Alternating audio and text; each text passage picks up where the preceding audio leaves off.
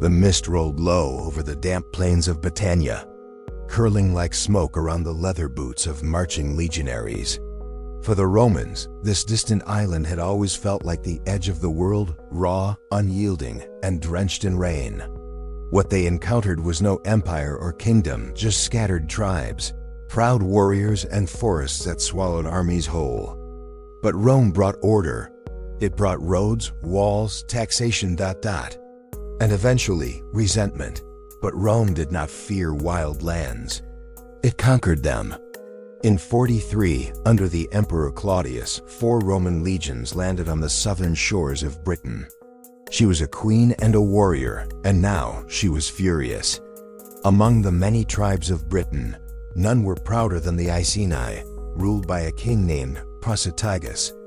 Rome, ever calculating, allowed some native rulers to govern under its shadow, so long as they paid tribute and bowed before the eagle standard. Prasutagus complied partially. He made a deal. Upon his death, half his kingdom would go to his daughters, and the other half to Rome. She rode through the countryside in the chariot, her daughters at her side, calling for vengeance in the name of freedom. Tens of thousands answered. They seized his lands, flogged his widow, and humiliated his daughters. The widow's name was Boudica. But Rome does not share. When Prasutagus died, Roman officials ignored his will. The city lacked proper walls.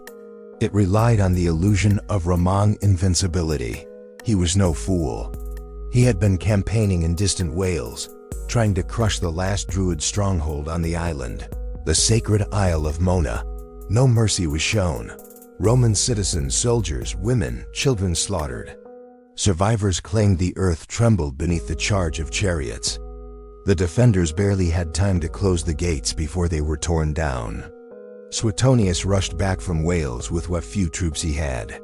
But even he knew he could not defend every settlement. It was a brutal campaign. Temples were burned, priests slaughtered, sacred groves felled.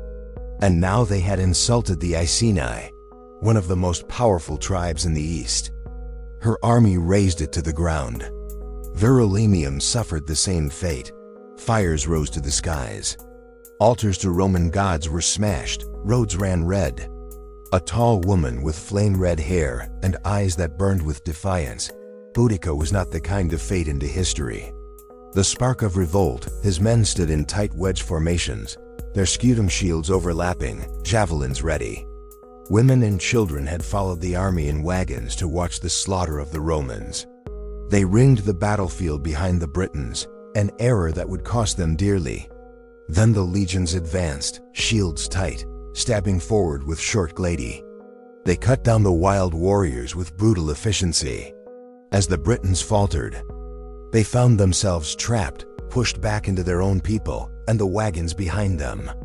He gathered around 10,000 legionaries, mainly from Legio XIV Gemina and elements of the 20 Valeria Victrix.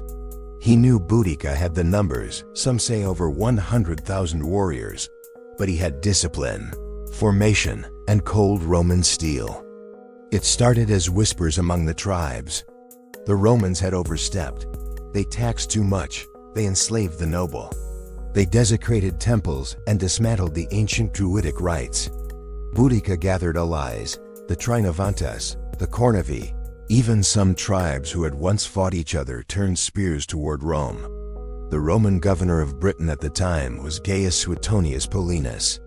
But while Paulinus was slaughtering mystics, a fire was igniting behind him. The fall of Camulodunum, the Roman colony of Camulodunum, was the first to burn.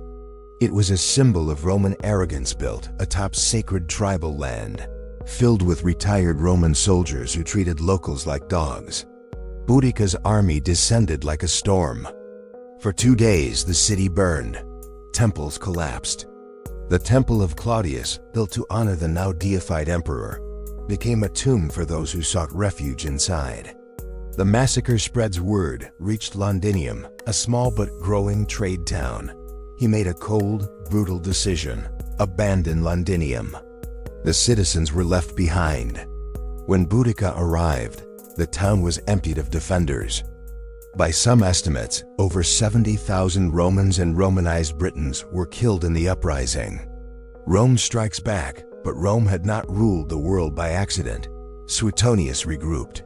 He chose his battlefield carefully, a narrow defile, flanked by forest, with no room for Boudica's massive army to encircle him. And then, across the field, came the roar. Boudica's chariots thundered forward, followed by a tidal wave of painted warriors. The Britons charged. But Roman pila shattered the first wave. It became a slaughter.